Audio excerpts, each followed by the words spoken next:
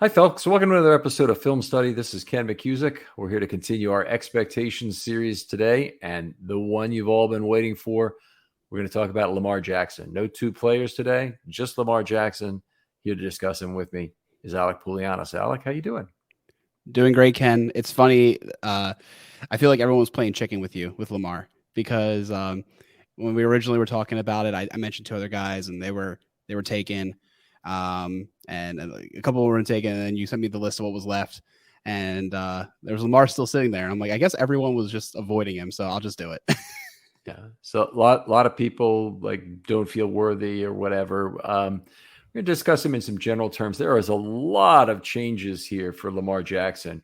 So in terms of a big difference, moving from 2019 to 2020, a relatively minor set of changes were anticipated because the Ravens still had Greg Roman.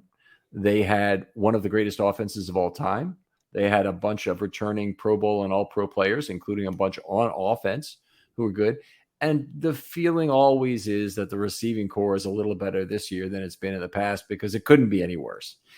And that was the feeling in 2020. The offense had J.K. Dobbins coming in, so there was generally a lot of positive feeling. And while I think we'd have been in agreement at the time that there is no way in hell Lamar Jackson will ever have another statistical season like he just had in 2019, there was still the feeling he could be just as good or better by doing even more things right and taking another offseason progression. Yeah, for sure.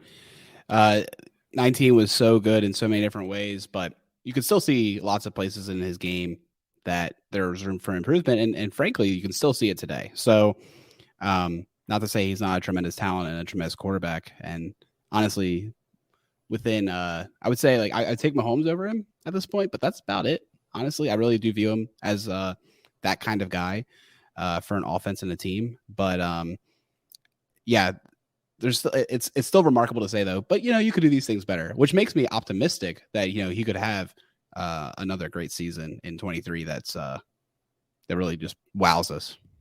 Yeah, I mean, and certainly that would be great. But point I was trying to make here was 19 to 20. It's a relatively easy set of small progressions that you want from Lamar Jackson in a bunch of areas with limited regression in other areas. Okay, so 36 to 6 touchdowns, interceptions. That wasn't going to hold up. Rushing for 1,100 yards. We didn't really know at the time, but that probably wasn't going to hold up either. We hoped he could be as healthy as he'd just been. And that did hold up for 20. It did not hold up in 21 and 22. And in fact, in 20, he's hurt, obviously, at a very important time in the playoff game. But broadly speaking, the changes we were expecting were very small. We fast forward to the 2022 to 23 break. More could not have changed over this offseason than for Lamar Jackson if you'd constructed it from scratch. A new offensive coordinator will be in place. Promises to have a very different offense. It's an offense that, in theory, Lamar wants to run and is different. Different set of offensive playmakers are brought in. A healthy set of running backs, hopefully, will be back, including the big two. This is a very potentially a very different offense, a very different situation from what Lamar had even just a year ago. So I think a different set of expectations is necessary in terms of what improvements are necessary. We're going to get into some of that as we go through this tonight. For sure. And left out in that conversation of different weapons and different offenses, different, I guess, magnitude of importance for him because obviously the contract situation changed. Now, granted, this year he actually takes less money against the cap than he did last year, but I think just the weight of now having a multi-year deal and being the highest paid player in the league definitely changes some of the expectations as well. Well, it's certainly better because Lamar Jackson now for the Ravens 3 or 5 year cap health, whatever you want to look at, the Ravens have entered a different phase as a franchise. They're now in a mature phase where they have to make do with their current set of foundational players. There won't be another foundational player coming in until one of the current ones, their contract is all the way through the Python. Right now, there's a whole bunch of different ones at different points. The next one who might go, and we certainly hope it doesn't happen after this year because it would mean very bad things, is Ronnie Stanley, who can be cut in 24 with about an $8.3 million savings. He's still under contract for 2 more years if the Ravens want him for those years. So we really hope that is the case, obviously, because it's very difficult, and certainly for $8.3 million to try and get a new left tackle these days. Yeah, I fully anticipate holding on to Stanley. Mm-hmm. And with Jackson, of course, the contract process was not a pretty one. It almost, I guess, might have been a blessing kind of in disguise that it didn't completely loom as a cloud over the 22 season. But some other people would say maybe it did because he got hurt, and obviously he didn't come back for the playoffs. Not that he should have or anything. Not that it was appropriate. And not that he could have, but he wasn't available for whatever reason, and then it turned into an extraordinarily protracted off-season contract situation, a non-exclusive franchise tender that. I think Lamar was probably unhappy with from the start because it meant that there was less dollars there as a starting point for salary. And then, of course, the question was, are non-guaranteed contracts now the norm with Deshaun Watson? And the Jalen Hurts contract signing kind of indicated that, along with the Wilson signing, that non-guaranteed contracts were not here to stay. Mm-hmm. And Lamar ended up signing guaranteed contracts not here to stay, a non-guaranteed contract with a significant amount of guaranteed money that will make him a very wealthy man and obviously the highest paid quarterback in the history of the game as of right now. Correct. Yeah, it all worked out in the end. Definitely was a very interesting process the whole way through. A lot of speculation, a lot of gamesmanship with the trade request that always seemed kind of phony. Still waiting for that interview with himself or whatever was supposed to come out. It seemed like that was no longer necessary. Another bullet in the chamber, so to speak, for these negotiations that was unplayed. But yeah, I definitely think that at the end of the day, this was a very reasonable contract for both sides. I don't think the Ravens have bent over backwards to keep him by any stretch of the imagination. Now, I do think the language with the no trade clause is interesting. We'll deal with that when it comes because in 2026, there'll definitely be interest in restructuring the deal. But that will be, it's future to cost of problems. There you go. I'm frankly very impressed with the Ravens' behavior during this. I thought they played it very well in terms of not getting upset with Lamar, not with all the stuff that was going on with the NFLPA. It would have been easy to get upset with how that was going down. I think Lamar does not personally seem to have great advice in his corner. I certainly don't think the NFLPA provided it in this particular case. I don't know who else is advising him from outside of his, him and his mother, who was obviously in some small way involved in this. But basically, Lamar is negotiating his own contract here. The NFLPA, I believe, used him in the process, and DeMaurice Smith is now out of a job. So he might have been the biggest loser in the entire Lamar Jackson contract situation. I don't know if it was entirely due to this, but whatever strategy the NFLPA had to leverage Lamar Jackson's situation into something they could bring to the bargaining table in 2031 or 2030 or whatever year they'll negotiate this next CBA. Not only did it not work, the published releases of damage control are some of the worst written things I've ever seen.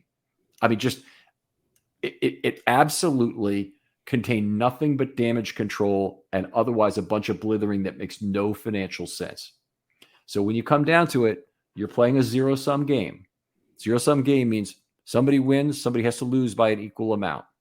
All right. So if Lamar Jackson wins, then his amount of win relative to where he otherwise could have been represents a loss to every other player in the league, or every other player on the Ravens at least, in terms of how much they'll make on their contract. So I don't see how the NFLPA, trying to help Lamar get as big a contract as possible, is serving their constituency as a whole, unless they have some other hidden agenda to hide quarterback money, or to basically make it like the vet min money is, where there's 10 million per team, say, or 5 million per team that doesn't count against the cap. Mm-hmm. And when you think about that, if that were to ever come to fruition, it's just a change in the division of revenue is what that amounts to. It's just a straight change to the division of revenue. That's the most hotly negotiated element of what goes on in any CBA is what that division of revenue is going to be. It's gone up, it's gone down. It was 60% at one time. It came down. Now it's, I don't know, whether it's 51% or thereabouts, but it's lower than it was at its highest. And the only thing that makes any sense is that the NFLPA wanted this as a bargaining chip for the next CBA, because there's nothing else in the meantime, unless they're going to come up with another post-COVID change to the CBA that would be in place until, as a bridge until then, that makes any sense. And in so doing, I think just absolutely horrible negotiating. Yeah, I'm going to be kind of boring here because I completely agree with you, Ken. I think you stated it well. It does boggle my mind a bit that there was this effort to be made with Lamar's contract being big and guaranteed, when all it just means is, like you said, all the other players on the team are going to make less money. It sets precedent for other players and other teams to make less money.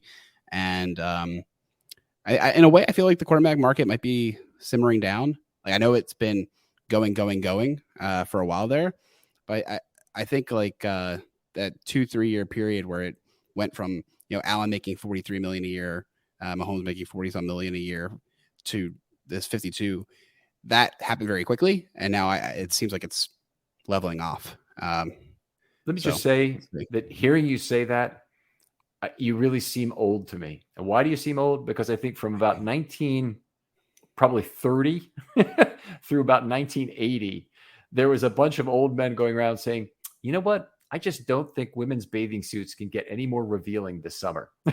And that's what I feel like you say. I think the quarterback market is kind of simmering down. We've got Herbert and Burrow coming up, and they're both going to make a lot of money. I don't know what the money's going to be, but they may each set successive records to do it, or maybe they come in basically about the same, depending on the order that they're done. But it may well be successive records.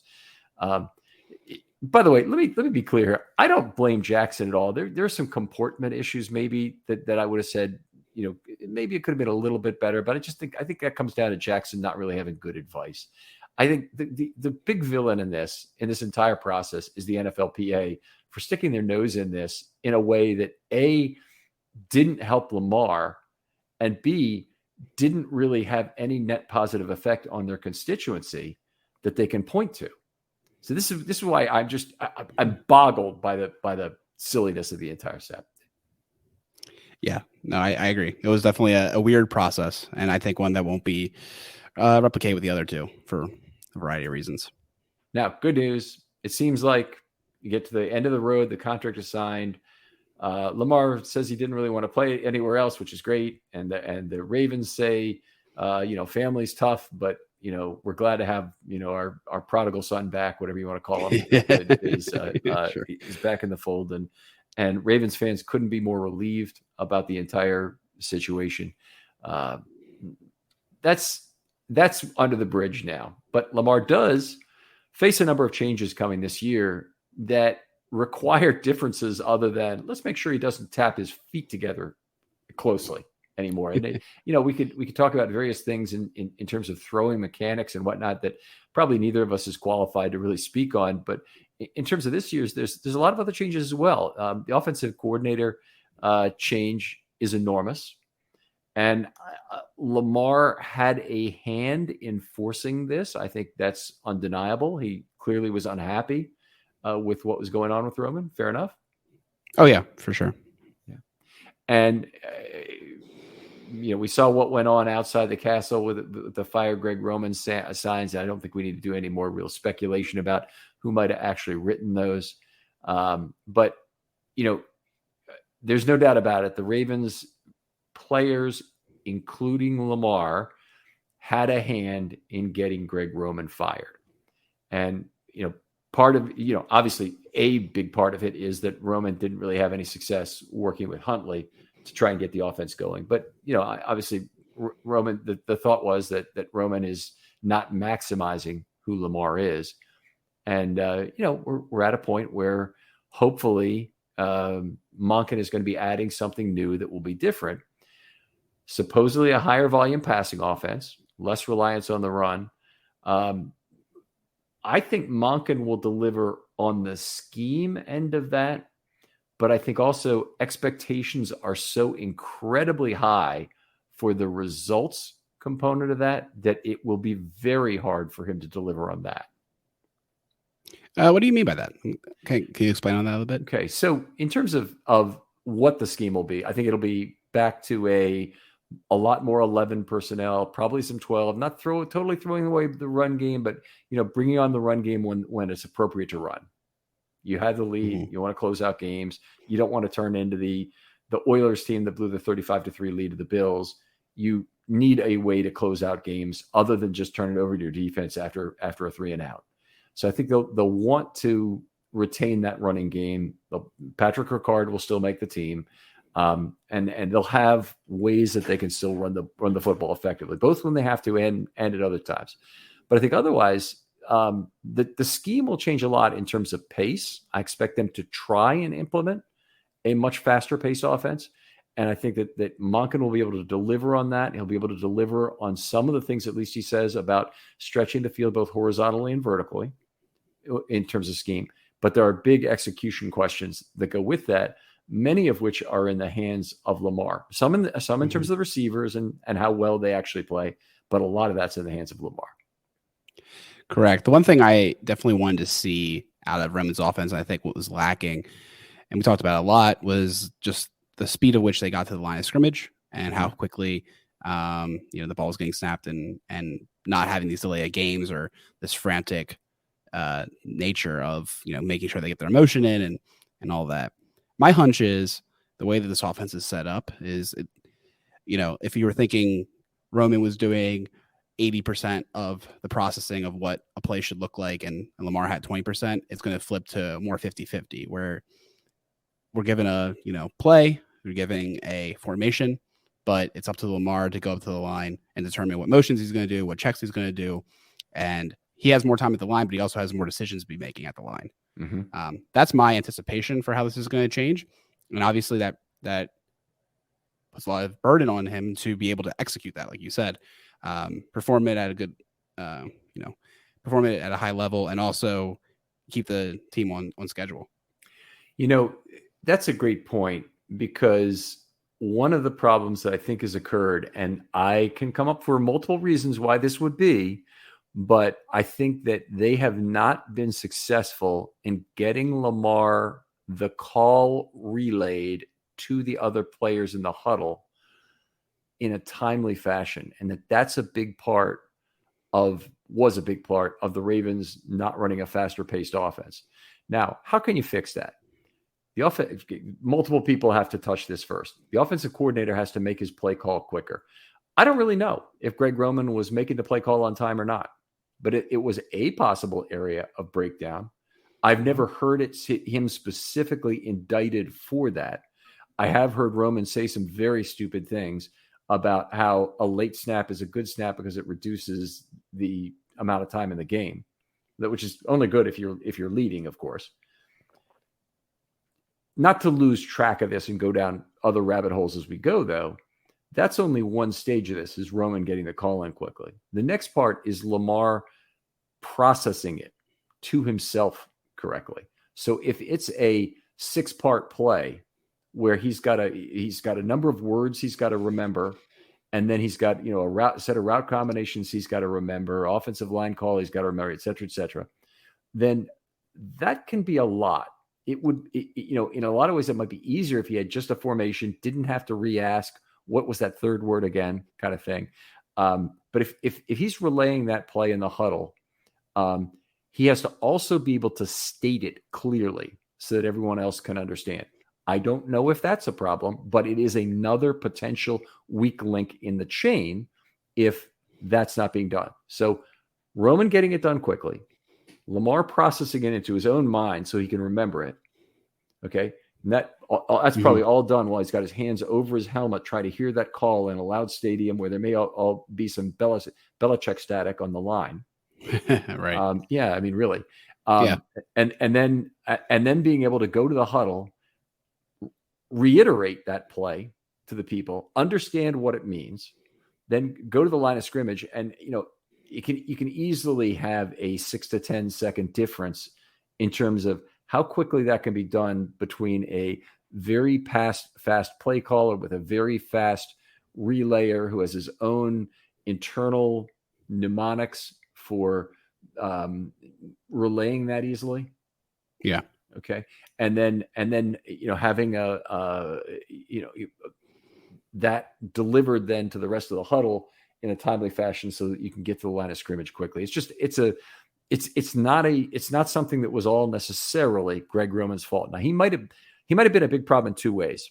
He might have been a big problem because he was late on his calls. He might have also been a big problem because his entire playbook was too complex to boil down to fewer words. And so his complex run scheme plays had more words and more blocking assignments and whatnot built into them, such that they were harder to understand, or there were more branches of the tree that Lamar had to naturally be ready for and anticipate in order to relay that play call. It could have broken down in multiple ways, but if the concepts are too complex to be easily communicated, that is also a Roman problem. Yeah. Okay, it's a scheme problem. Yeah, or a teaching problem, or exactly. I think it is interesting, and then we'll never know. That's like the worst part, unless there's like some sort of tell-all book, in the future from a player or something. But yeah, you'll never know exactly where those shortcomings were coming from. But it is something that Roman had in many trips. I remember when we first had him in 19, and we were having great success, and we beat San Francisco. The guy we had on was like, well, we'll see how it is in 2 years. He's like, we had this experience too. And, we stayed in touch with him and, he wasn't too surprised by it. But at the same time, like, how is he able to strike gold like that several times in his career and adapt or whatever, and then have this happen? I don't know. It's a very interesting problem that he has, or like, I guess a very interesting pattern. It seems that kind of follows him, but definitely excited to see what Monken brings to the offense, how it changes, and what kind of football we'll be playing. Yeah. Well, that's one of the great things about a new coordinator, offense or defense, is we won't know from the preseason. We will not know. And then the regular season will start, and all of a sudden, oh, they could do that. Oh, they could do that. You just get excited about all the various things. Defense, same kind of thing. They do a little bit of blitzing in preseason, but what they don't do is they don't show you a lot of specialized high leverage alignments. So you don't get a lot of dime looks in preseason. For one thing, they really are trying to stay in nickel for as much as they can to look at the broadest set of players. Right. And you don't get the whole set of looks. In terms of the offense, they're not trying to run the most efficient offense in the preseason. They're trying to test what their players can do. And a lot of times that means in one-on-one matchups. It means seeing if linemen can pull. It means seeing if running backs can cut. It means trying to do all sorts of things that test the player as opposed to maximize offensive output for those preseason games. Correct. Yeah, there's not a lot of game planning going on against the opponent. It's more game planning to learn about yourself. Yeah. Self-scouting. So let's talk about where Lamar was still in 2022 and what's still there in his game in terms of, and I don't mean that in a negative way. I just mean, who was he in 2022? And he still is a very dominant run threat, but since his second year, he switched almost exclusively from a pistol offense in 18 and 19 to a sidecar offense in 20 to 22, which basically put the onus on a running back to deliver the outside threat while making him the inside threat, which is a very interesting proposition. You're taking a little more risk with your quarterback in theory because he doesn't get as many easy out of bounds runs. But on the other hand, if you can put stress on a defense horizontally, and Roman certainly delivered on that with counters and motion and the sidecar mesh point plays, you create a lot of horizontal pressure on the field, which we saw regularly teams run themselves out of position against Lamar Jackson when he held the football. Yeah, for sure. That was one of the best parts of the game. And we know that Monken mentioned that there's a lot he felt like he could learn from the run game that we had prior. And I definitely am very interested to see what changes as far like how much was the pass setting up the run. A lot of people talk about run setting up the pass with play action, but in a way, the pass can set up the run as well. And I'm curious to see how these changes affect the way we run the ball. In a way, that's almost more interesting to me than what we're going to do in the passing game. That's the Montana 49ers. His pass sets up the run. The West Coast offense in general, but the Montana 49ers really just about more than anything I'd tag with that. In terms of getting back to Lamar, though, and who he was in 22, there's still very little in the way of check down routes. Gus Edwards last year, for example, had 2 targets, 0 catches. They're not trying to do that. J.K. Dobbins didn't have a bunch of receptions last year. I don't know how many Kenyon Drake had, but it wasn't a lot. And so running backs are not particularly involved in the passing game.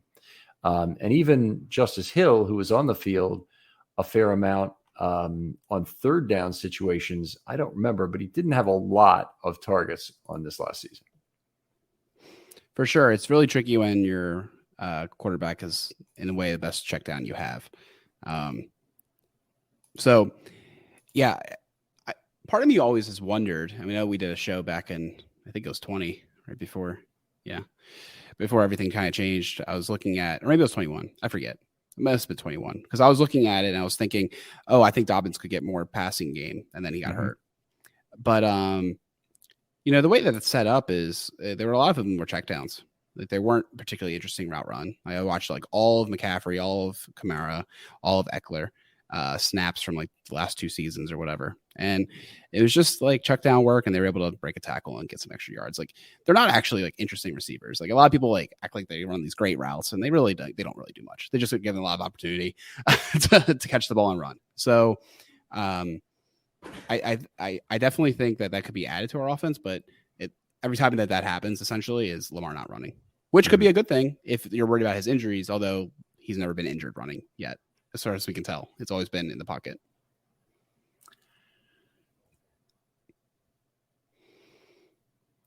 Absolutely.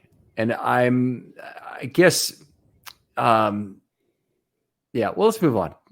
Time to throw is still among the longest in the league. Now I've seen it in different sources reported differently, but he's right around 3 seconds, maybe a little bit over. PFF's number is about 3.11. Other numbers from, the Next Gen is, I think, a little bit below 3 or maybe just at 3. But either way you look at it, he's one of the longest in the league, still extends plays very well. Hopefully that's something he can continue to do. Definitely there's some injury risk because you want to talk about where you really get hurt the most. If you're Lamar Jackson, it's usually not on a sack. It's usually on a quarterback hit. It has happened. I guess he got sacked once by JOK, right? That was one of his injuries. Mm-hmm. But still a guy who just naturally extends plays. A lot of that comes from the very natural relationship he has with Ronnie Stanley, who is a very good mirror player and gives ground in order to maintain his mirror.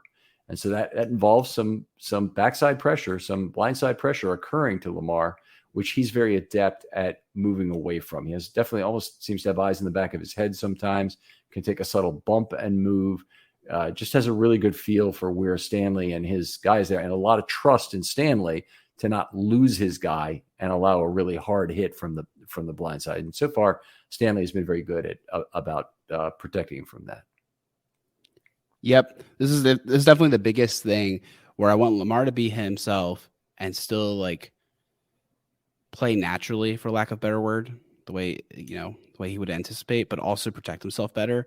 In my opinion, and it sounds like you share this, the biggest way he can protect himself is not from running less per se. It's from getting the ball out faster during these pass rush opportunities. I definitely am worried about him holding onto the ball. Like, while that allows him to create, I also worry about him getting injured in the pocket that way. So that's it's a double-edged sword, but you know what? Extended plays are part of who Lamar Jackson is, and an important part in terms of value. Also, being able to hold the ball and then eventually take off on a run on some plays, very important part of who Lamar Jackson is. So if you try and scheme the ball out quickly because you're too concerned about injuries, you'll reduce his value. I'm convinced of that. Yeah. That doesn't mean you can't ever do that. It means you just can't make that your MO in general. You can scheme the ball out quickly, and I think it would be good for this offense to put the fear of other receivers in Lamar, which is one of the big things I want to talk about a little later in this show. I wonder, like, when you think about it, how early do you need to introduce that risk in a way, right? Like, it might be minimizing him, right? But does it matter if you're minimizing him if you're still putting up points at a good pace?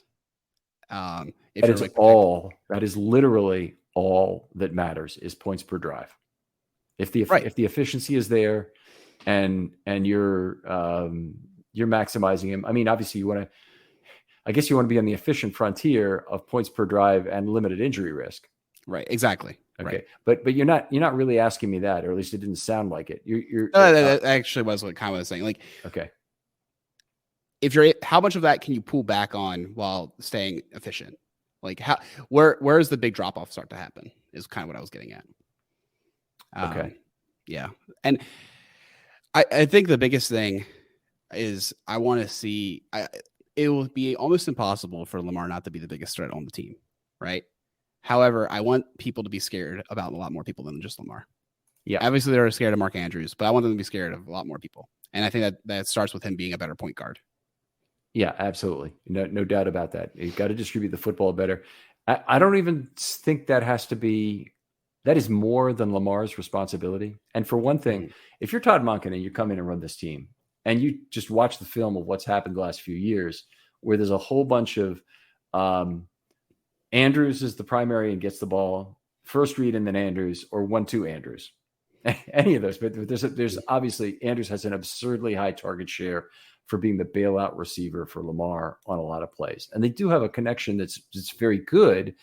But Andrews' productivity on a per snap basis and a per target basis in particular has gone way down from where he was a rookie. In fact, he's had a ski slope of a career in terms of his productivity per target, which is based on the fact that Lamar looks to him in too many contested catch opportunities. And there's also too many dual defender opportunities. Mm-hmm. So you end up with a fair number of interceptions on balls intended for Andrews. That's one of the things this offense really needs to fix. It's not the fact that you don't want the best 80 to 85% of Mark Andrews targets. You do. In fact, you might want more numerically if you're going to pass the ball more, but you want the worst percentage of his target share, the worst 4 to 5 points of his target share, of his 24.4% target share, to go away. You don't want those targets going to him. You need to spread the ball around more, which will naturally then create more quality opportunities for Andrews. And I hope that this offense can get back to that or can get to that, not get back to that, because I don't know that they've ever really been in that point. They were in 2018 when Lamar was just starting out. Andrews was an unknown, and people didn't realize how good he was. And he set the Ravens record for yards per target in a single season with 11.04. He's never been close since, and there have been a ton of interceptions because Lamar is looking for him more and more.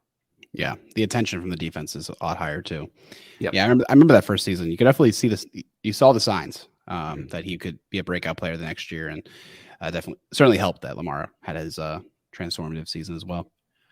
If you look at the game books from last year, game logs, one of the things that really comes to light is that Lamar was having an okay season through 6 weeks, but it certainly wasn't a great season. He had 10 and 2 touchdowns, interceptions the first 3 weeks, and then 3 and 4 the next 3 weeks, which leaves him at 13-6. Nothing really special, but his passer rating was pretty good for the year at that point. He ended up the last 6 games he played, in all but one of them, his passer rating was lower than where his season average was. He did have one, the game against Tampa Bay had a 104.9 passer rating, but the other games, 80.2, 87.9, 76.5, 87.2, 77.1. Not what you want out of your Pro Bowl quarterback, hopefully. Mm-hmm. So he was struggling. Yeah, for sure he was struggling. I think that also tied to when Bateman got hurt. Bateman got hurt, and interceptions went way down, but also touchdowns went to almost nothing. So in that 6-week span, he threw 4 touchdowns and 1 interception in 6 weeks. Mm-hmm. Yeah. I mean, the whole offense was really stuttering at that point. It was very frustrating, I remember. And that was, I think, when everyone was wondering, like, what's going on? This can't sustain. Like, we got to figure out what's going on here. And and in a way, I think that stretch was more the reason why Roman's gone than the success he had with Huntley down the stretch. The funny thing is, during that stretch, they won 5 of those 6 games. So they won against Cleveland, Tampa, New Orleans. They beat Carolina. Mm-hmm. And they lost that horrible game to Jacksonville by 1 point, which, it went that way. Some of it was on Lamar. A lot of it is not. But it was what it was. And then they won the game against Denver, where Lamar started, and Huntley played 3/4 of that game. Yeah. Huntley played 3/4 of the game and came in and got the winning touchdown drive on his last drive of the game, or whatever it was. Very close. Yep. So it wasn't like the Ravens were losing these games, but it just they definitely weren't maximizing Lamar Jackson during those games either. And they're also not playing the greatest of opponents. A lot of the NFC South they played during that time, plus Denver, who was terrible. So it was a series. We weren't gaining confidence in the team, right? You're always looking to gain more and more confidence as the season goes on, that they have answers to the questions that defense will give them, and it felt like we just didn't have the answers. Yeah, and a lot of times I remember thinking to myself, they just need to find ways to give Lamar Jackson rhythm throws or rhythm drives just to like get him going, because we've always seen, like, when it rains it pours, I feel like, with his productivity, and he just absolutely piles on teams. And it was just like, it felt like there was lack of easy buttons, lack of rhythm, and I definitely was getting frustrated watching it, thinking to myself, like, this is not playoff football. Because to me, like, that's what the preseason is about: self-scouting and figuring out how your team is. The regular season is about just getting to the playoffs and being in the best position for them, in a way. And then the playoffs are, obviously about winning. Like, that, to me, like, winning is almost not that important. I mean, you obviously have to win to get to the playoffs, but it's more about, do you feel like you have the answers to all the questions in the test? And I just felt like I didn't feel confident in that. The season needs to give you that information. You need during the regular season, you need to figure out, are you really good enough? And that's what the trade deadline is all about. Are you going to be a buyer or a seller at the trade? Well, you better have found out by that point in the season. You better know whether you can win or not. The Ravens, I don't think they knew. I don't think they knew that they were a playoff team at the trade deadline. And then they went out and got Roquan Smith, and that really solidified the defense to a way that did allow them to qualify at least. And frankly provides a lot of positive portent for 2023. But I don't think they knew, even before Jackson's injury, if they were going to be good enough to sustain a playoff run at that point. Sure. Yeah. So let's talk about what you want to see from Jackson in 2023. So we've hit on some of the things either directly or indirectly, but go ahead and state them. And you're the guest. You go first, and then we'll kind of alternate as we go through this. I may have a longer list than you. If I do, then we'll just tack on some things at the end. Sure. I mean, the number one thing I want to see is a command of the offense. And what I mean by that is just, it looks like he's comfortable out there, and also the snapping, like getting the ball off on time. I feel like those two things would be the success metrics for feeling comfortable with the offense. Okay, so pace. You really mean pace. Not? Yeah. Okay. Yeah. Okay. I could completely agree with that. I think we've hit on that enough in terms of what might go wrong with that, but he's got to be able to communicate that call. And he can't blame this all on Monken. Monken is going to talk in whatever accent he talks in. It's going to be going right into Lamar's ear.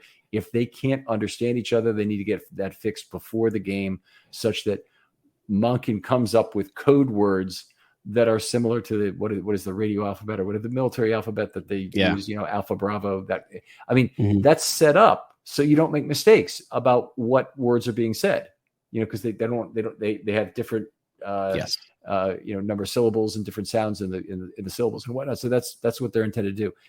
If that's what's needed, then they have to make that change in order to do that. But those two need to be able to communicate each other one-to-one. And what goes into Lamar's helmet has to be something Lamar understands. Then Lamar's got to be able to communicate to his players.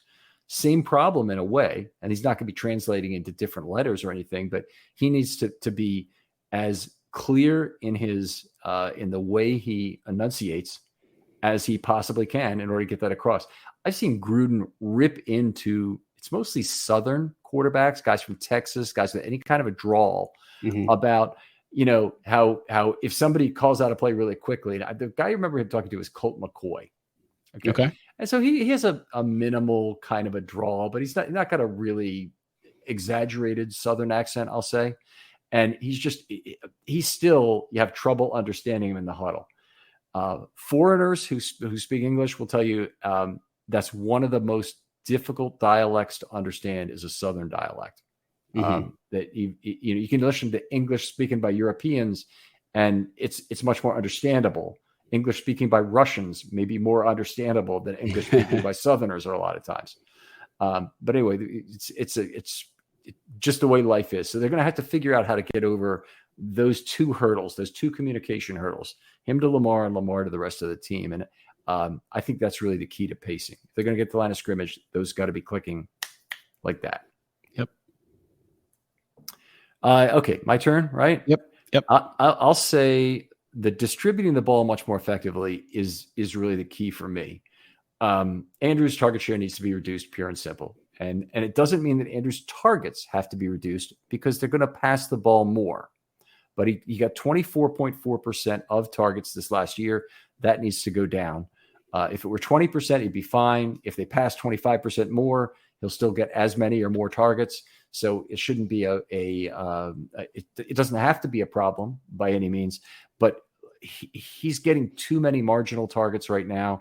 And if the ball is distributed better, then that will fix his per play productivity, or it should, to a large degree, and it should improve the general efficiency of the offense to be doing that. Because if you're going to threaten space entirely, the other team has to believe that single coverage will not be enough in all those ancillary cases.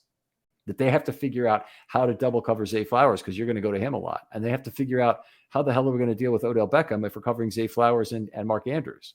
And they have to figure out how are we going to deal with Bateman when he gets back? Oh my goodness, because we've got all these other Ravens targets to deal with. Drawing safety help in various other directions other than that middle of the field, absolutely critical to the Ravens' success, where so much of their receiving talent, despite all the moves, remains at tight end. Yes. Yeah, I mean, I think it's the two heavy hitters out right away. One of the keys to this season for me is him getting more trusted targets. And, in high leverage situations, the defense is left guessing and they cannot focus in on one person or another because they have too many options that they'll go to. And they've proven it. They've not just have the threat of it, right? Like the threat of Zay Flowers or the threat of Odell Beckham or the threat of Bateman, but they've demonstrated that they're willing to do it.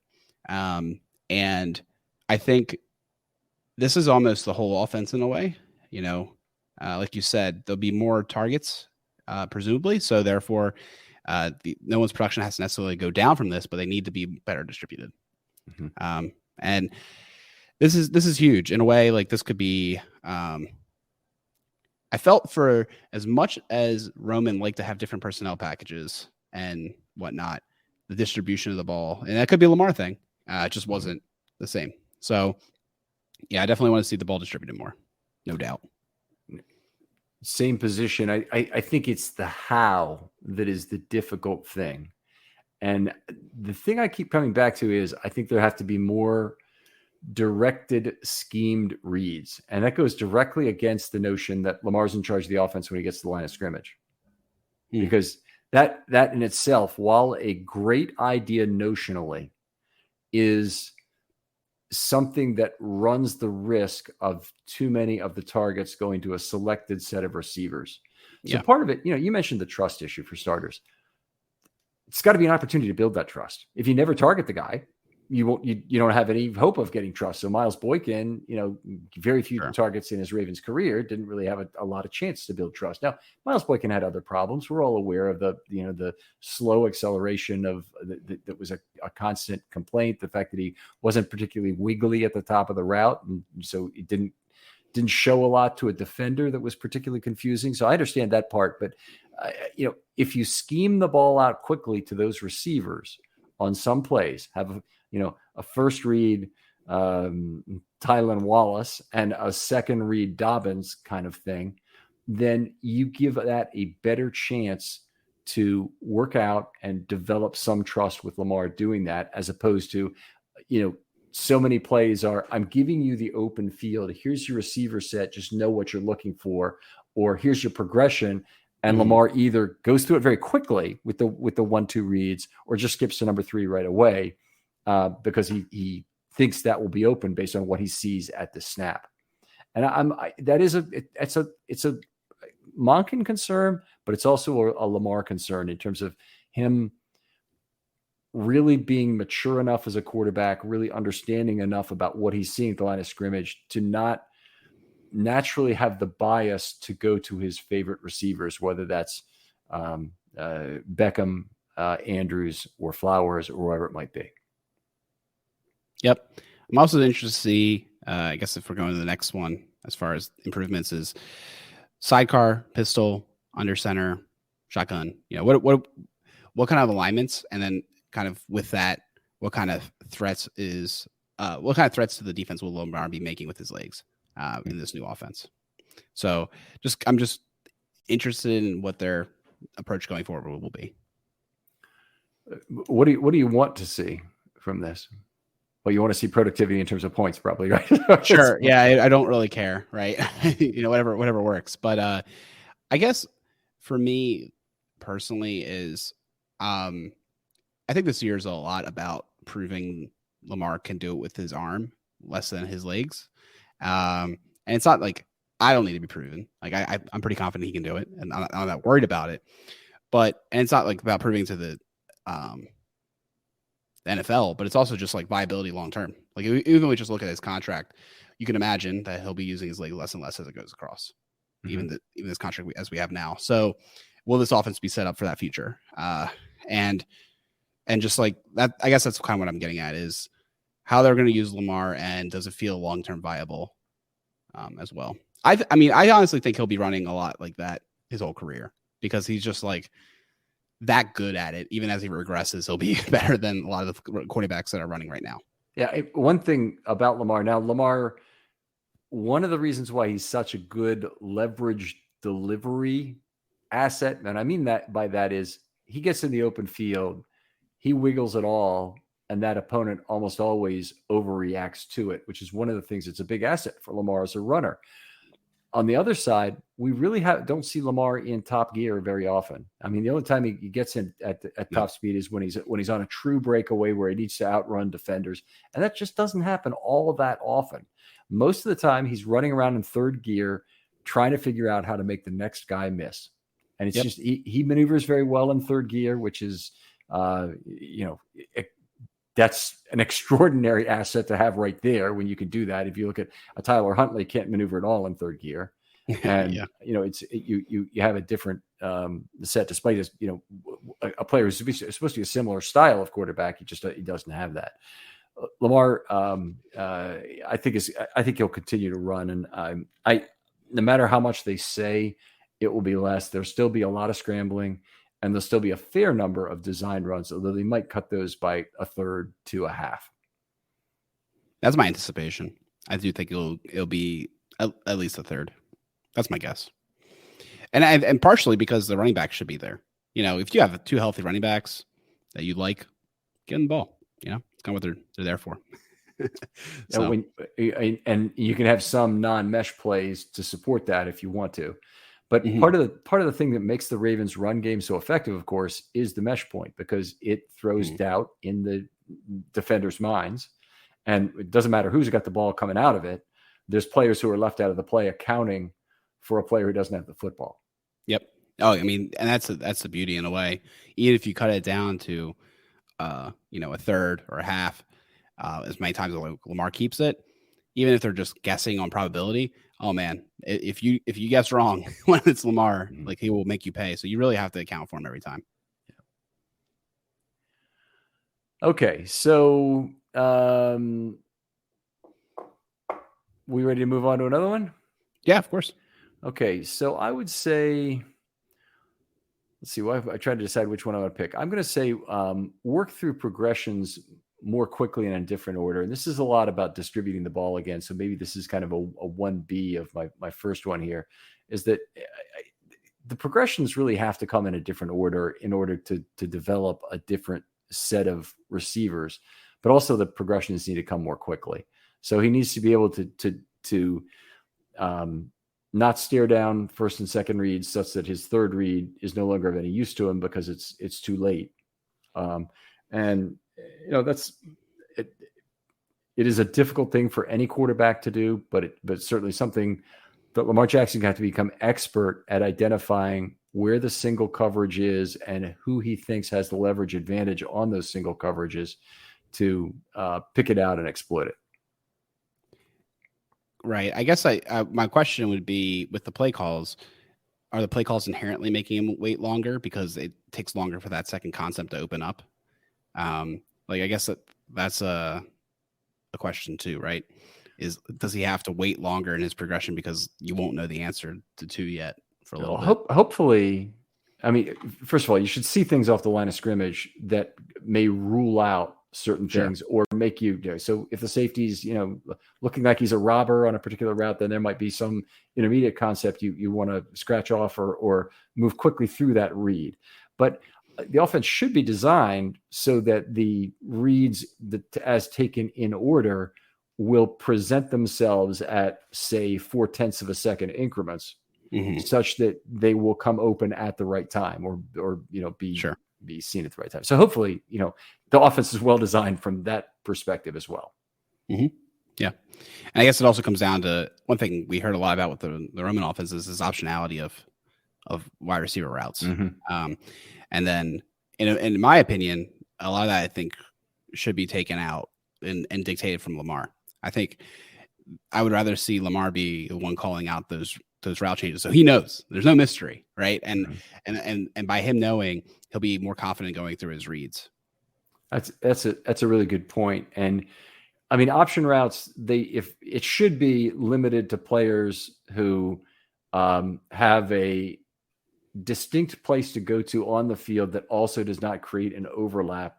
I don't know what was going on with Roman's offense. It does happen that receivers get in the same place at some point during the play, but it's more incumbent on the Ravens receivers, as well as understanding this from an upfront scheme perspective, to know that you have to try and avoid that more, because Lamar Jackson extending plays is going to create more risk of that occurring, particularly, after 2.5 seconds have passed and these routes, have been run all the way, and receivers may at that point be ad-libbing. Yes. All right. I think it's your turn. I'm going to defer to you for the rest of them because I'm not sure what you have. Yeah. All right. The only thing I would bring up at this point is maintaining health, but part of me it's that's not even really appropriate. For everybody, we need that. Yep, exactly. Yeah. So I did have it on him for I have it in a takes only necessary risks on hits. Yeah. So if you look at what Lamar Jackson has done, I still want him to take game on the line runs, meaning I want him to be running able to run QB power on 4th and short. I think it's been an enormous successful thing for the Ravens, and I think they need to have that in their bag of tricks.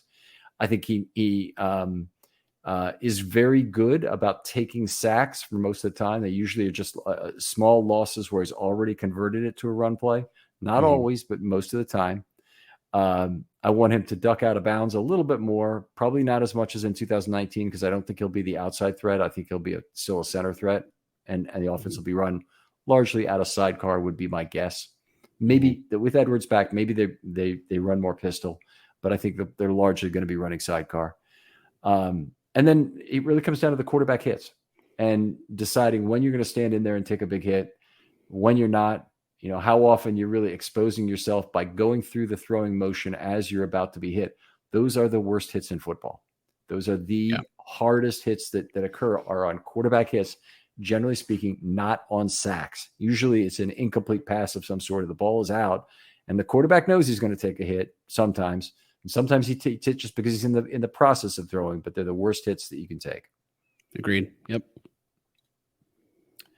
We talked about game management skills. You talked a little bit about audibles. I would agree with what you said. I like the way you put it in terms of him being in charge of that at the line of scrimmage. Needs to read the defense better at the line of scrimmage. We talked about that a little bit easier. He's to still be able to milk the clock when appropriate. Now, Lamar has a lot of experience running an offense that kind of milked the clock.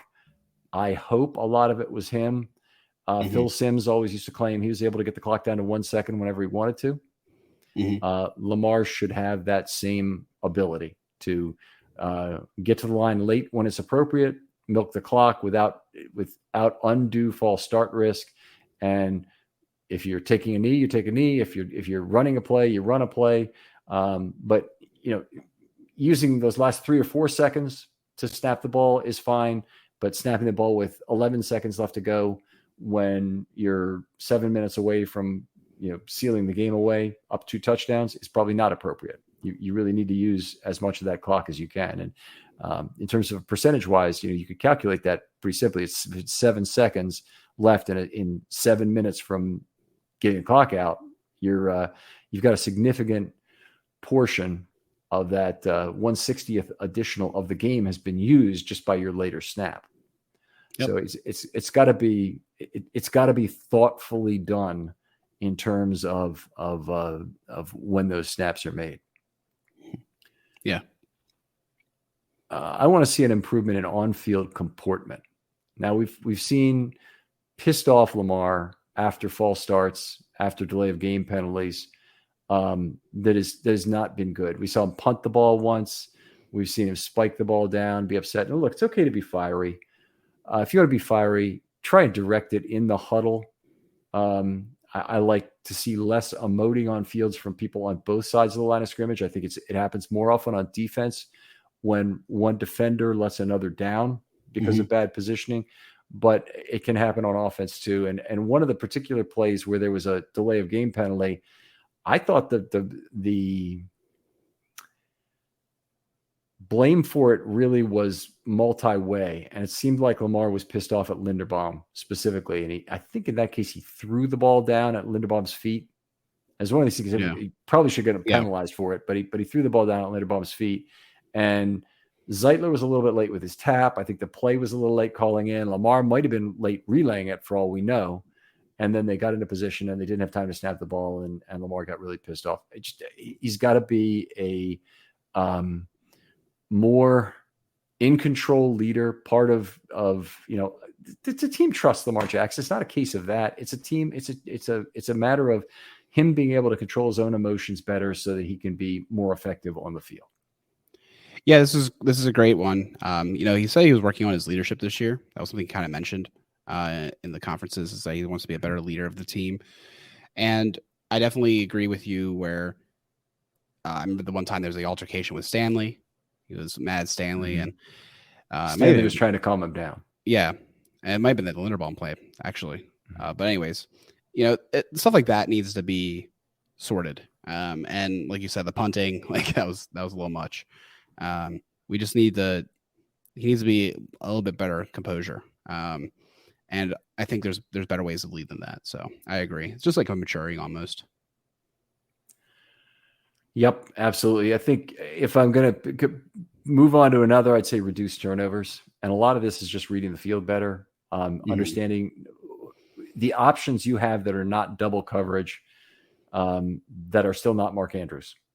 Yeah. That those, if once you get that figured out, Lamar is going to be very good at avoiding interceptions. He won't ever be 2019 Lamar again, but he'll be a fine avoider of interceptions, even in a pass first offense. I believe. I don't think there's any reason why Lamar needs to throw 15 interceptions this year just because the Ravens are throwing the ball more. Yeah, of course. That's a good one too. Definitely want to decrease those. He has some ugly games too, where it just feels like he's not seeing the field well. And just keep those to a minimum. I mean, 2 years ago, he had the game against Cleveland with 4 interceptions, all of which were on throws to Andrews. Yep. And 9 total interceptions to Andrews on the season. And it just, obviously, double coverage is always going to be an issue. Extra attention is always going to be an issue for Andrews. And you need to be very careful about those kind of throws, which means, honestly, it's just his target share needs to be reduced. And I've said that enough. I don't need to. And it's also the proximity of where those balls are being thrown. There's just more defenders in that area usually. So the tips are more deadly. Yes, absolutely. Agree. All right. Now, I did want to talk a little bit about why circumstances might be better for Lamar, but then we also got to look at why circumstances might be worse. So in terms of how he might develop in this 2023 season, what are the reasons you would look at that things could be better for him this year? Well, last year, the run game wasn't particularly bad, but it was undeniable that you were dealing with recovering Edwards and Dobbins. And I definitely think having Dobbins at full strength in particular is going to be really special. It seemed like Edwards was relatively at full strength, although his snap total was a little limited, so maybe he wasn't in that way. Like maybe he lacked the stamina, but like his game was similar. Whereas with Dobbins, it was very clear that he lacked that last gear, his getaway gear, and he was running so well otherwise that he could have had some monster runs if he was able to just eke past the defenders. So I think having that's going to be amazing because those are drive enders in a good way. Those are touchdowns. Those are home run plays. So I think that his run game will be the supporting cast will be much better. And you just look at it as well with some of the additions they've made with not additions with Hill, but a lot of people forget Hill was coming off injury as well. And they also have Mitchell as well. That might be an aspect, and he has absolutely dynamite speed. Yeah, very excited to see Keaton Mitchell in the coming weeks. What does he bring the Ravens offense? And ultimately in the preseason, really getting a chance to look at how do they use him, and in the regular season, we may or may not see him. I mean, the Ravens running back room is very crowded. They have the big three, including Hill, who signed for 2 years. I don't think they're going to let him go. And then you have Patrick Ricard, who's in there, and you can call him a tight end or you can call him a pineapple if you want to, but he's taking up a roster spot. I can guarantee you that. And so you got to figure out whether there's going to be room for him. I think there eventually will be room for Keaton Mitchell. I think he's too good to not have a chance at some point this season for someone. But if the Ravens put him on the practice squad, there's always the chance that somebody else's depth breaks down before yours, and that he floats to the top of the list for another team before he floats to the top of the list for the Ravens. For sure. Yep. So I agree on the better running backs thing. I'll go with a few less drops. Hard for me to say a lot of less drops because the Ravens have assembled one of the droppingest set of drop receivers you've ever that ever dropped footballs. No, seriously. I mean, just about everybody on the Ravens is an above average drop the football guy. Beckham has been 20-30% over the league average for his career. Likely was the second worst among tight ends. Aguilar is one of the worst wide receivers in recent years. Bateman, one of the big knocks on him coming out of college. We have seen a fair amount of drops in his pro career so far. Don't know if that will improve right off the injury. And we don't know enough maybe about Zay Flowers to know right now exactly where he's going to fit in there. But they don't have a lot of really sure-handed receiving targets. So it's hard for me to really point to a few less drops. And the one guy who really catches the ball exceptionally well is Duvernay. And he's probably going to have a significantly lower number of targets this year. Yeah. And a lot of that I wonder is like, how many of these drops are Lamar's fault, right? The ball could have been placed in a better spot. Obviously, like wide receivers need to just like, they got to find a way to catch the ball, right? That's their job. But at the same time, there's a level of like, well, that was a tough catch for anybody to make, even if it hits their hands. But yeah, I guess I'm hoping that obviously drops are better. I don't know how much Lamar contributes to that. Obviously, he can throw better passes, but it's also the way that the players have to do the job on the other end too. Yeah. So that may be that actually might be how circumstances may be worse for him, but I'm doing glasses half full on that one. Give me another thing that might be better for him in 23. Well, I mean, I just think that the wide receivers are going to be better for him. I truly do think that this is going to be the best collection of wide receivers he's ever had. And I don't really think it's close. So there's a lot more money and draft capital being spent on this collection of receivers is a priority, and I think it will pay dividends. And with the scheme, it's just going to be it's undeniable to me that it's going to be better. It's just a matter of how much better. I think it has a chance to be better. Certainly, I don't think people really. I mean, there's two critical receivers for the Ravens this year, and neither of them is named Beckham. So the absolutely two critical reasons. Number one is Flowers. He has got to be the Marquise Brown for this offense, the guy who can take the lid off the defense and pull away safety help, draw safety attention regularly, such the middle of the field stays a little bit clear for all the other guys who need to run underneath routes. That's pretty much everybody, with maybe the exception of Bateman. And then the second most important receiver by far is Bateman. He's the team's only legitimate X. He's the only real X that they have. He's a guy who can run the entire route tree. He definitely has some significant wiggle at the top of the route that's effective, but he also has keeps cornerbacks guessing on where he's going, not just by throwing some leverage or throwing some move that they may react to. He's a guy the Ravens need back. And unfortunately, the situation with his foot may keep him from being the receiver that they drafted this year. I'm very concerned about that. Yeah. Yeah, definitely could be Hollywood 19 sort of production where he has a good year, but it could have been better if he was just a little healthier. Yeah. It's a big year for Bateman, really big year. The Ravens need to decide on the 5th-year option for Bateman. Yes. And it's a huge year for him in terms of how much money he'll make the rest of his career. To have a big year this year and then probably 2 more big years and then really get paid for that somewhere in this league. I do think there'll be better separation from the receivers. I think that's one of the things the Ravens will get, not necessarily from Beckham, but from Bateman, hopefully in the time he plays, and certainly in what's created by Flowers by taking the lid off the defense. I think they get better separation. Yeah, and the suddenness as well. Yeah. What other anything else? I've got one more item on my list. If you're out, I'm out. I would say. Okay. I'd say a full season of Linderbaum snaps. He had it for half a season for the games he played last year, but he gets it for a full season this year. If both of them are healthy, that would really, really go a long way. His velocity and trajectory completely different from Bozeman. As people hear me trying to be centrist, honestly, in terms of who I think Linderbaum is as a pass blocker, I think that's a significant concern. But I'm not at all concerned with Linderbaum, the run blocker, nor Linderbaum, the snapper, which is probably, which is so night and day from what the Ravens had before in terms of these 12-6 curveballs, which Bozeman and McCary and others were throwing up there. And just Lamar was having to reach all over the place for the ball. Linderbaum is just much better at delivering the ball right to the midsection. And Lamar is, when it's off slightly from there, but there haven't been a lot of really bad snaps with Linderbaum, even though he missed only 2 snaps the whole year. Yeah, definitely way better. Allows him to look down the field sooner, allows just more comfort. He hasn't to be worried as much about where the snap's going to be. He's more focused on the team in front of him. So yeah, I definitely agree. That's a sneaky one. Okay, but there are a few situations where the situation will probably be worse for Lamar. So let's talk about what those might be. I've only got 2 of these. Maybe you start us off. What do you think might be worse for Lamar? Offensive line might be worse for sure.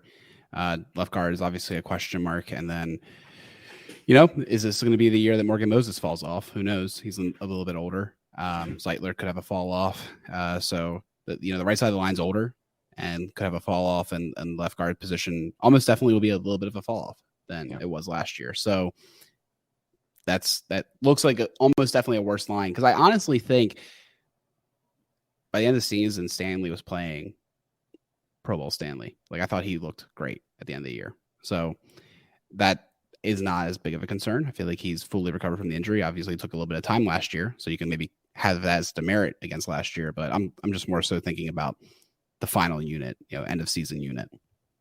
I mean, look, I'm hopeful about Ronnie Stanley, but I think you could easily make the case that all 5 offensive line positions are a risk of drop off. I memean, Sure. let's go from right to left. Moses, because of age, and he had an incredible mobility here that's just out of place with the rest of his career. He just had never done that before, and to watch him do that, a complete shock to me. His ability to run and still find blocks, and very effective ones on the back end of counter plays, just very unusual in terms of what you see from a very large right tackle. Go to Zeitler, 33 years old. That's all you really need to say, and playing at a high level. But you can only beat Father Time for so long. Eventually, it catches up to everyone. If I go to Linderbaum, I think the risk is primarily the fact that he will not make as much progress in his pass blocking as the additional demands on his pass blocking will increase by the number of plays and the quality of the left guard next to him. I think you have both those things as potential risks. We go to left guard. You had Ben Powers there. You're replacing him with somebody you don't even know. Might work out. Probably will not in terms of the same level. And then you go to left tackle with Stanley. And I think for the things that went wrong, for the things that went right with Stanley last year, I thought he's better, but not the run blocker he used to be, but a good pass blocker who still mirrors very well and keeps Lamar's blind side safe from any significant hits. I think all of that looked very good. But I would say that I'm still fearful over any recurrence of the injury, any regression of health for other reasons, or perhaps any favoring of past injuries that causes another one. So, there are just risks. And Ronnie Stanley, when he's healthy, is one hell of a left tackle. And when he's not, obviously he's a big dent in the cap. So hopefully this is a year where he's back. But I think you can make the case that all 5 offensive line positions, that any of the 5 offensive line positions could be worse. I think it's actually much harder to make the point that they could be better than they were last year. And Stanley is the big opportunity. He's the big opportunity to take a step forward from where he was last year and play the whole season, play a little bit better than he did last year, particularly as a run blocker. And the other one, the number 2 guy for improvement is Linderbaum. Yep. Is it, he could take a step forward, but if you're really hoping on Moses or Zeitler to take a step forward at this point in their career, I think it's less likely. Yeah. And that's unfortunate, right? With just the pure math of it. You have 2 guys that could be candidates for improvement. You have 2 guys that or 3 candidates for loss of production. So overall looking downward, right? Yeah. I mean, I think my only other concern about circumstances is that the demands on Lamar within the offense are just more than he really anticipated and can keep up with. That Monken, envisions a more complicated scheme than Lamar's able to keep up with. And I love Lamar, but the Roman offense, as much as Lamar obviously was not happy with it at the end, it's completely built for him. I mean, it was built for his skill set to deal with, the Ravens giving Lamar the best opportunities to force defenses to account for Lamar play after play after play. And once you start peeling the layers of the onion in that there and making Lamar a pure passer instead of a run passer, then you have potentially a problem that the microscope goes on what can Lamar do for you as a passer, which could well be more limited than what Monken can deliver on scheme-wise.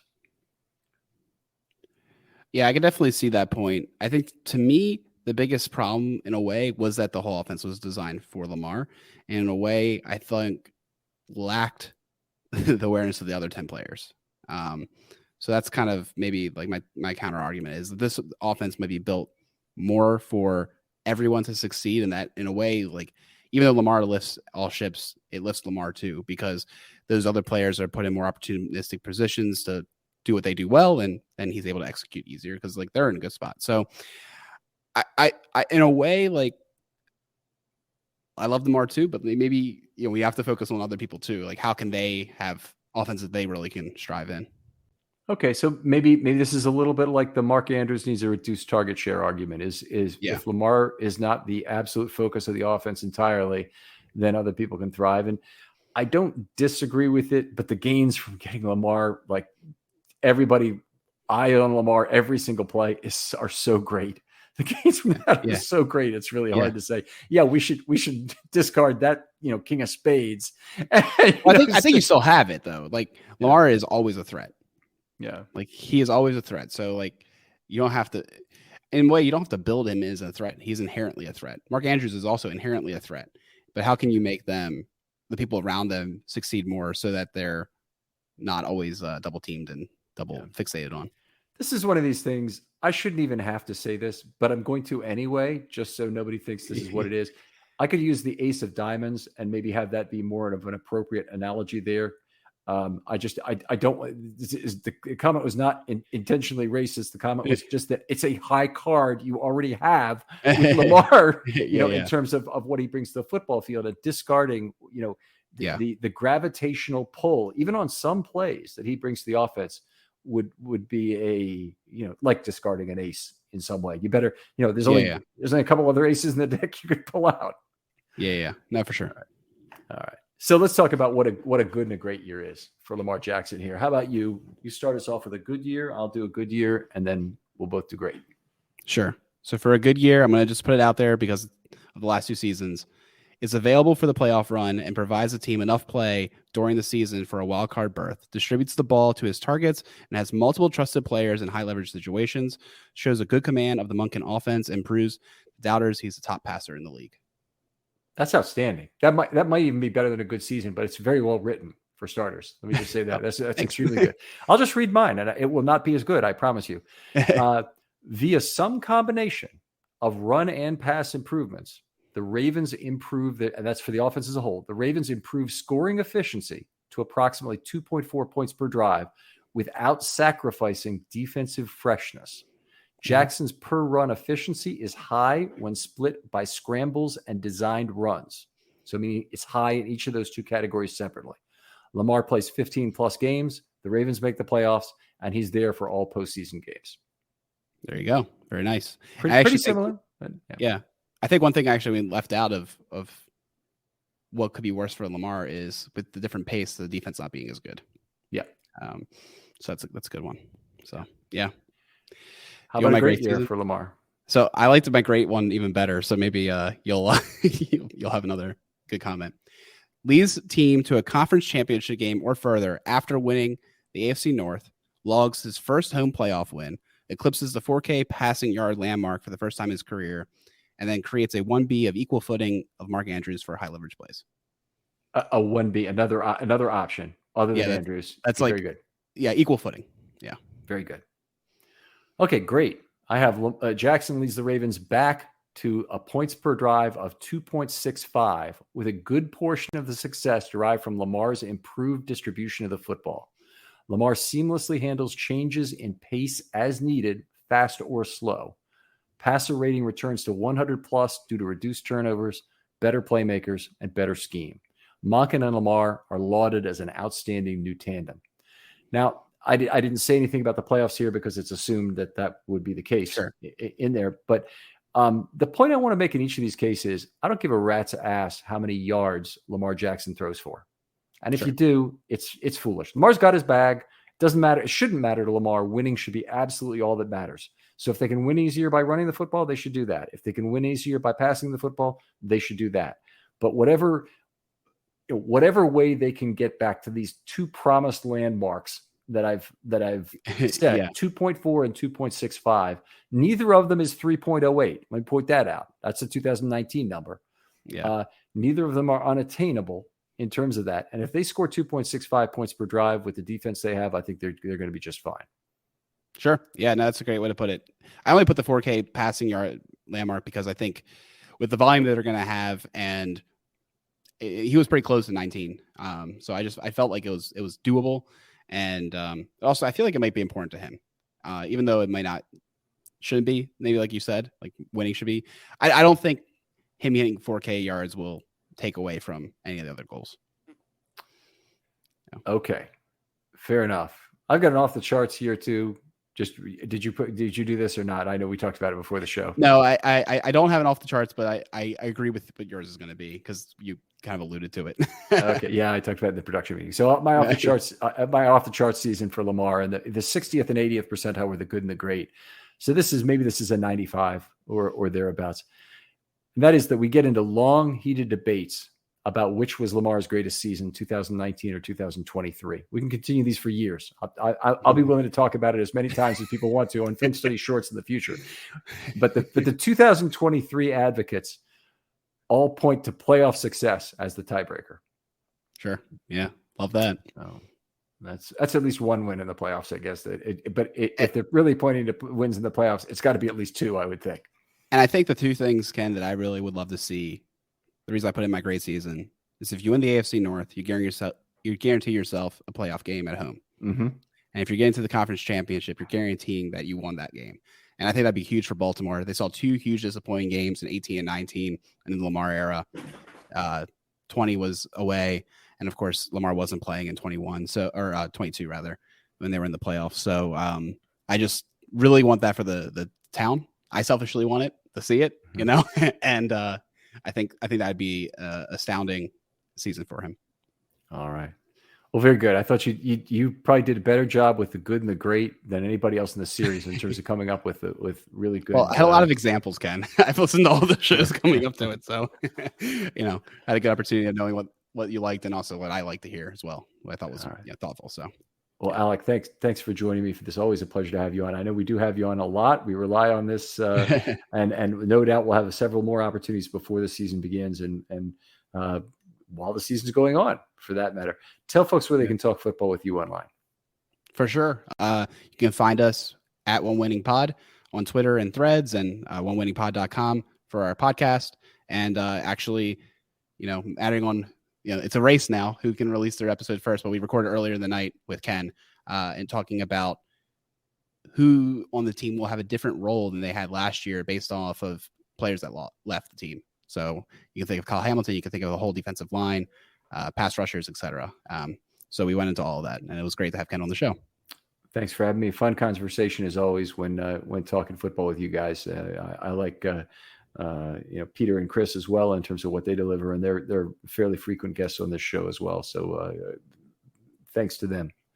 Other folks out there, if you'd like to be on a Film Study Short, there is still a little bit of time before training camp begins. That'll happen next week. And we'll have some daily reports on training camp. Not every day necessarily, but most days. And we'll be looking forward to those. If you'd still like to have anything you want to discuss, GM material, other elements of the of team building or of a technical nature, if you have a statistic you'd like to discuss that you don't think is thought of enough or important enough, we can talk about that. But just hit me up a DM on Twitter. They're always open as long as Twitter's open. And I'll get right back to you if I see you contact me. Alec, thanks again for coming on. Thanks so much, Ken. We'll talk to you next time on Film Study.